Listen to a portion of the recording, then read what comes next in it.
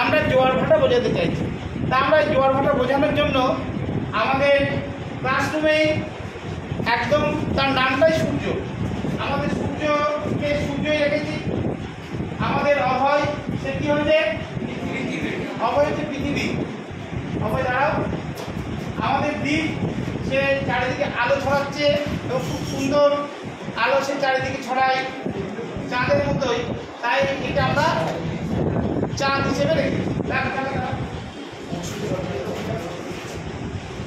তাহলে সূর্য এটাকে এই পৃথিবীর এখন খুব চাপ, একটু টেনশনে পড়েছি। কিসের টেনশন? একদিকে সূর্য পৃথিবীকে টানে, আবার চাঁদও পৃথিবীকে টানলেই তো পৃথিবী তো যেতে চাইবে নাকি?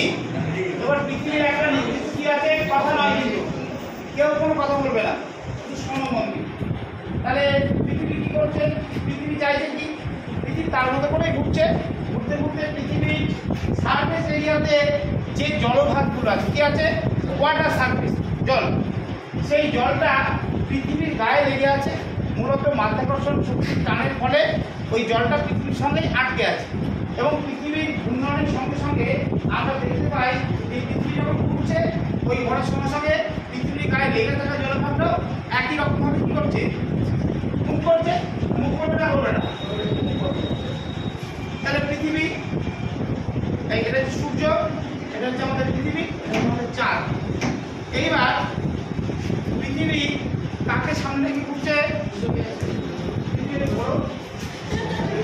সুন্দর করে, দারুণ সুন্দর করে, নাম দিয়ে অভয়, কিন্তু এর কোনো ভয় নেই ঘোরার সময়, তাই তো? কোনো ভয় পায় না। চাঁদ কাকে ঘুরছে?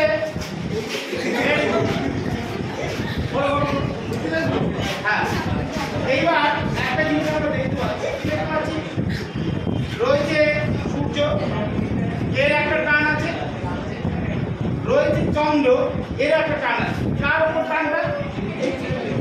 মানে অভয়কে চন্দ্র টানছে, অভয়কে আমাদের সূর্য নামক সূর্য সেও টানছে। এর ফলে কি হবে? এর ফলে একটা ঘটনা, সেটা হচ্ছে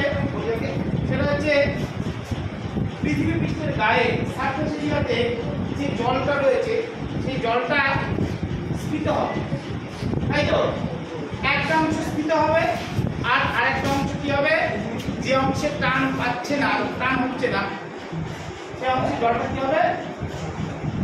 স্ফীত হবে না, জলটা অবনমিত হবে। অর্থাৎ পৃথিবী, চন্দ্র এবং সূর্য, দেখা যাচ্ছে যে পৃথিবী ঘুরতে ঘুরতে ঘুরতে ঘুরতে এখানে চলে আসে। এখানে দুটো জিনিস একসঙ্গে কাজ করছে, টানছে। কে টানছে? চাঁদ এক আর এককে। এই দুটো শক্তি যখন একসঙ্গে টান দিল তখন আমাদের অভয় এই পৃষ্ঠদেশে লেগে থাকা জলভাগ স্ফীত হল, তাই তো? এই স্ফীত হওয়াটাকে আমরা কি নাম রাখছি? অপরদিকে তার বিপরীত কেন্দ্র, সেই অংশের জলটা যেহেতু টান হচ্ছে না, সেই টান না পাওয়ার কারণে জলটা কি হলো?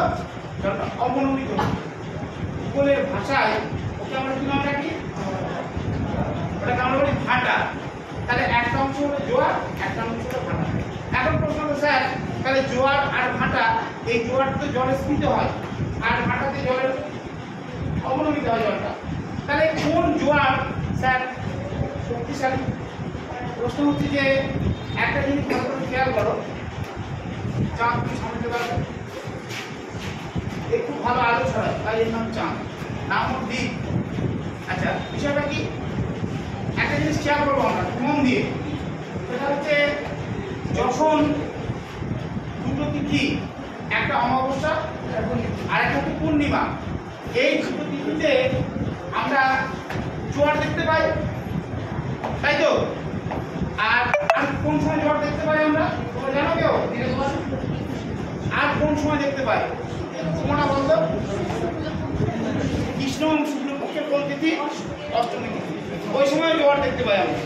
তোমার কি মনে হয়েছে বলো দেখি, যে কোন জোয়ার বেশি শক্তিশালী? অমাবস্যা এবং পূর্ণিমাতে জোয়ার বেশি। কেন মনে হয় তুমি বলতে পারবে একটু?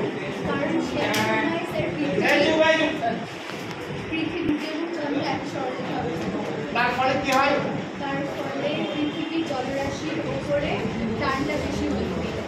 টান বেশি পড়ে বলে জলটা বেশি কি হয়? স্নিগ্ধ হয়। অর্থাৎ জল বেশি স্নিগ্ধ হলে কি হবে? জোয়ারের শক্তি বেশি হবে, প্রাবল্য বেশি হবে। আমরা জানি এই প্রশ্নটা আমাদের বসে যাওয়ার শোনো না, এই প্রশ্নটা আমাদের বারবার দেয় পরীক্ষাতে, যে জোয়ার কৃষ্ণপক্ষ এবং শুক্লপক্ষের অষ্টমী তিথিতে যে জোয়ার হয়, আবার অমাবস্যা এবং পূর্ণিমা তিথিতে জোয়ার হয়। কোন জোয়ার সব থেকে বেশি শক্তিশালী এবং কেন? উত্তরটা কি আমরা পেলাম না পেলাম না? উত্তর আমরা পেলাম। অর্থাৎ অমাবস্যা এবং পূর্ণিমা তিথিতে যে জোয়ারটা হচ্ছে সেই জোয়ারটা আলটিমেট কি হলো? অত্যাধিক প্রাণজনিত কারণ। কার প্রাণজনিত কারণ? সূর্য এবং চন্দ্র। তার ফলে এই পৃথিবীর পৃষ্ঠে যে জলটা থাকবে সেই জলটা বেশি স্থির হবে, তাই তো? এবার আরেকটা প্রশ্ন পরীক্ষা দেয় আমাদের, যে দিনে কবার জোয়ার হয়? দুবার জোয়ার আর দুবার। আচ্ছা, সময়ের পার্থক্য নিয়ে তোমাদের কোনো প্রশ্ন আছে কারো? বলো দেখি। কেন বলো দেখি? আচ্ছা, দিক চন্দ্র হিসেবে উত্তরটা দিচ্ছে, ও নিজে চাঁদ হিসেবে উত্তরটা দিচ্ছে, আমার ভালো লাগছে। বলো দেখি। বলছি যে দিনে আমরা দুবার কি পাচ্ছি আর দুবার।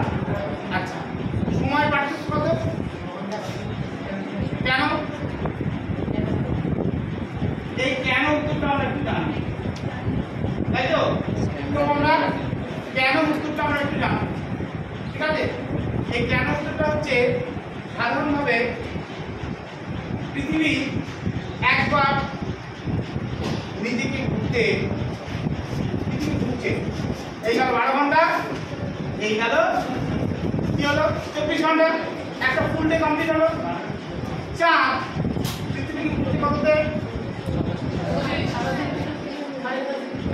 একবার চাঁদ যখন এই পজিশনে আছে, এই পজিশন থেকে চাঁদকে আবার যখন ঘুরে আসবে বা এই পজিশনে যখন যাবে, তখন তার সময় কত লাগবে?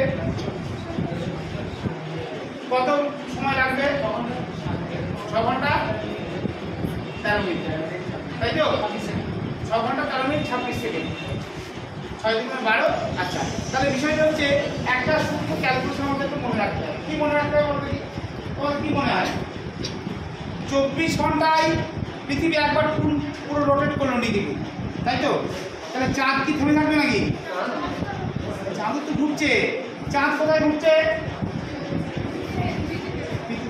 পৃথিবীকে মানে মাঝখানে রেখে ঘুরছে। চাঁদের কত সময় লাগছে বলো? 1 2 কি 1 2 দিন একবার পূর্ণ রোটেট করতে। তাহলে চাঁদ একবার যখন ঘুরবে, ও যখন রোটেট করবে, ও কতটা রোটেট করবে? পৃথিবী কি ঘোরার পরও কত বলো? বলতো পিওর তোর নামটা কি বেশ? হ্যাঁ, আমৃতা বল একটু। 13 ডিগ্রি। 13 ডিগ্রি মানে? হ্যাঁ হ্যাঁ, একটু টাকা। হ্যাঁ, 52 মিনিট, তাই তো? 52 মিনিট কত? 52 মিনিট, 4 13 52, তাই তো? 1 মিনিট গেলে 4 মিনিট। তাহলে একটা জিনিস আমরা একটু দেখবো, সেটা হচ্ছে, তাহলে আমরা কি বুঝছি? 13 ডিগ্রি বেশি কি করতে হলো ওকে, তাই তো? 13 ডিগ্রি বেশি ঘুরতে হলো। তাহলে যে 13 ডিগ্রি সময় শোনা থেকে, যে 13 ডিগ্রি বেশি ঘুরতে হয়েছে, বসলে যে 13 ডিগ্রি বেশি ঘুরতে হয়েছে, কাকে ঘুরতে হলো? কাকে? অ্যাকচুয়াল পৃথিবীকে সামনে রেখে চাঁদ তো রোটেট করছে। কাকে কার সামনে রেখে করছে? পৃথিবী রয়েছে, চাঁদ ঘুরছে। এবার ঘোরার সময় দেখো, আমরা বলি জোয়ার এবং ভাটার মধ্যে, দুটো মুখ্য জোয়ারের মধ্যে সময় পার্থক্য কত বলো? 24 ঘন্টা 52 মিনিট। তাহলে 24 ঘন্টা আমরা কেন বলছি না, 52 মিনিট কেন যোগ করলাম? ভালো করে খেয়াল করো, এই দেখো স্টার্টিং হলো, ঠিক আছে, ওর পথ ঘোরা শুরু হলো, এটাকে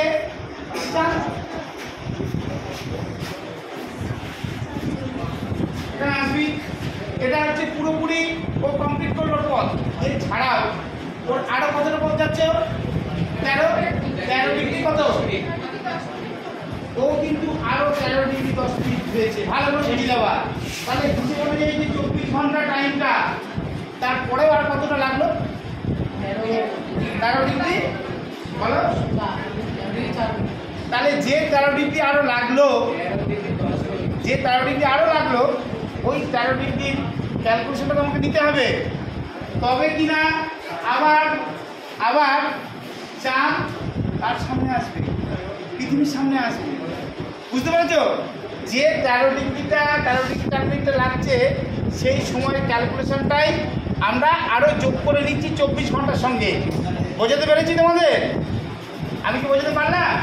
অর্থাৎ 24 ঘন্টার ক্যালকুলেশন কিন্তু হবে না, কারণ চাঁদের একটা নিজস্ব গতি আছে, সেই গতিতে ও পৃথিবীতে ক্রস করার পরেও আরো 13 ডিগ্রি 4 মিনিট পথ অতিরিক্ত পথ সে গিয়েছে।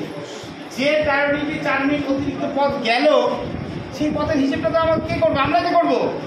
সেই হিসেবটা করলেই, তাই করি বলে আমরা হিসেবটা কি পাচ্ছি বলো, 24 ঘন্টা 52 মিনিট কত সেকেন্ড, 40 সেকেন্ড। বুঝতে পেরেছো? এবার কি বোঝা গেল? দিস ইজ দ্য কজ, এটা হচ্ছে কারণ। আমরা কিন্তু জাস্ট মুখস্থ করে এসেছি এতদিন। আজকে আমি একদম লাইভ চাঁদ, লাইভ পৃথিবী, আর লাইভ ও নিজেই সূর্য, আর ওর নামটা হচ্ছে সূর্য, যেমন ওটা আমরা বানিয়ে দিই সূর্য। তাদের তিনটে অবস্থানের কারণে আমরা